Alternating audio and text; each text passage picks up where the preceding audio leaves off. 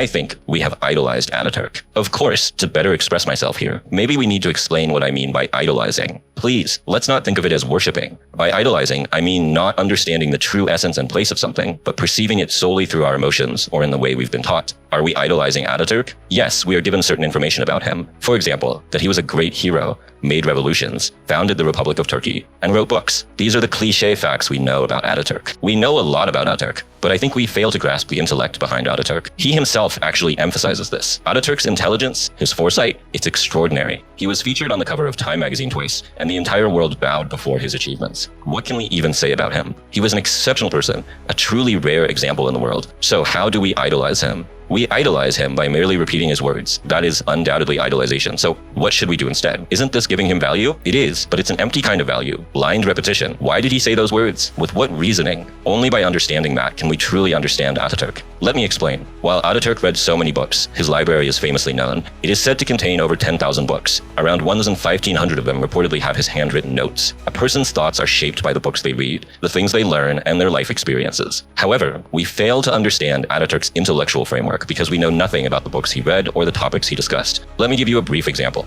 It is often said that he coined the phrase, "The peasant is the master of the nation." But is that really Ataturk's phrase? There's no such statement. That world doesn't exist. So what did Ataturk, after the War of Independence and founding the Republic, wander through Anatolian villages with peasants and elders gathered around him, flattering them like today's politicians just to appease them? Of course not. Ataturk actually gave speeches in parliament about agriculture and farmers, which were recorded in the official transcripts. He took the topic very seriously. So simply saying the peasant is the master of the nation and leaving it at that is a shortcut. It's idolization. But looking into the reasoning behind it is something entirely different. And we don't need to explain this solely through Ataturk. I'm particularly addressing young people when I explain these things. There's a very simple analogy. Imagine you're playing a game like Age of Empires or Civilization. Think about these types of games that focus on development. What's the first thing you need to do? You need to build farms. You need to establish farms. If you want to advance to the next age, that's your starting point. Sure, reading books is important too. But to get to the point where you can do that, you need to level up first. And for that initial advancement, for your first sign of development,